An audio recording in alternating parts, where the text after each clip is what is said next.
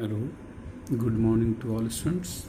Welcome again in my video class, which is related to chemistry honors of TDC Part 1. जैसा कि आप जानते हैं कि हम लोग liquid state of matter discuss कर रहे हैं और लिक्विड स्टेट ऑफ मैटर के में बड़ा एक इम्पॉर्टेंट प्रॉपर्टी है लिक्विड का, जिसका नाम है पैराकर. एक्चुअली पैराकर है क्या, जिससे हम कैपिटल P से डिनोट करते हैं. वास्तव में पैराकर है क्या, इसके बारे में मैं विस्तृत जानकारी देने जा रहा हूँ. आप ध्यान से मेरी वीडियो लेक्चर को सुनेंगे और समझने का भरसक प्रयास करेंगे. इसका डिटेल नोट्स भी मैं आपको भेज रहा हूँ, जिसकी सहायता से आप इसके बारे में विस्तृत आइडिया ले सकते हैं. मैं शुरू करने जा रहा हूँ. Actually parachor is made by two words. One word is para, means entry, and other word is core, means a space, indicating volume. कहने का मतलब पैराकर दो शब्दों के मेल से बना है. पहला शब्द पैरा, जिसका मतलब एंट्री है, जबकि दूसरा शब्द कोर, जिसका मतलब volume. पैराकर is an empirical constant for a liquid that relates to the surface tension to the molecular volume, and that may be used for a comparison of molecular volume under conditions. Actually जो पैराकर है उसका relation liquid के surface tension से एवं साथ साथ उसके molecular volume से है. such that the liquid have the same surface tension, and for determinations of partial structure of liquid compounds by adding values obtained for constituent atoms and structural features.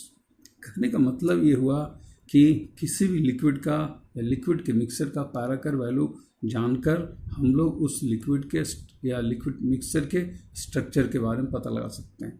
उसमें atom सभी परमाणु का पैराकर अलग अलग find करेंगे और टोटल जो liquid का सब्सटेंस होगा या मिक्सर होगा ना, उसका पैराकर अलग फाइंड करेंगे. और हम देखेंगे कि सब का पैराकर वैल्यू एटम्स के का जो अलजेब्रिक सम है वो टोटल सब्सटेंस का जो पैराकर है उसके बिल्कुल लगभग बराबर है. Now parachor of a liquid substance may be defined as the quantity according to the formula. So parachor liquid का एक प्रॉपर्टी है, एक गुण है, जिसको हम लोग P से लिखते हैं. P is equal to gamma 1/r raised to power 1/r into m divided by d, where gamma is surface tension of liquid substance, m is molar mass and d is density, while P is पैराकर. जैसा आप जानते हैं P पैराकर है. Actually पैराकर has a volume multiplier and is therefore extensible from components to mixture. पैराकर has been used in solving various structural problems. यानी पैराकर का उपयोग बहुत सारे लिक्विड के स्ट्रक्चर को सॉल्व करने में किया जाता है. From equation 1, if gamma is equal to 1, gamma का मतलब हुआ सरफेस टेंशन. यदि सरफेस टेंशन का मान हम लोग 1 कर दें, then parachor P is equal to m/d, which is m/d is molecular volume here. hence parachor may be also defined as the molecular volume of liquid if its surface tension become equal to 1. यानी किसी liquid का पैराकर मान उसके molecular volume के बराबर होगा यदि उसका सरफेस टेंशन 1 हो जाए. यानी पिच तनाव अगर उस लिक्विड का 1 है तो निश्चित रूप से उस लिक्विड का पैराकर का मान उसके मोलिकुलर वॉल्यूम के बराबर होगा. Now parachor is both an additive and constitutive property of a liquid substance.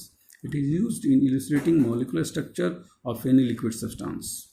First, atomic पैराकर, which are the contributions of each of atoms present in molecule. यानी एटॉमिक पैराकर सबका फाइंड करेंगे और लास्ट में उसको add करेंगे जिससे उस मॉलिक्यूल का पैराकर मालूम होगा. दूसरा structural पैराकर, which are contributions of the various bonds and rings present in the molecule by co-relating the experimental values of पैराकर with molecular structure.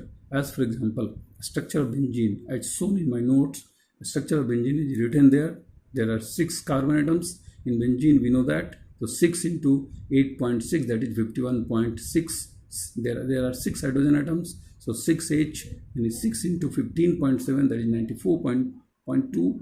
And there are 3 double bonds. So 3 double bonds, 3 into 19.9, that is equal to 59.7. And we know that there is a 6-membered ring and its Paracur value is 1.4. Now, by adding all the above values of Paracur, atomic Paracurs, we get that the calculated Paracur value of benzene is 206.9. The experimental value of Paracur of benzene is found to be 206.2, which is approximately equal to the calculated Paracur value of benzene. Therefore, the structure of benzene, which is explained by Kekul, is right. यानी इस तरह हम कह सकते हैं कि benzene का पाराकर का जो कैलकुलेटेड वैल्यू है और बेंजीन का जो पाराकर का थ्योरेटिकल वैल्यू है यानी एक्सपेरिमेंटल वैल्यू है, ये दोनों लगभग बराबर है। अतः हम ये कह सकते हैं कि बेंजीन का स्ट्रक्चर जो केकुल साहब ने दिया था बिल्कुल सही है। धन्यवाद।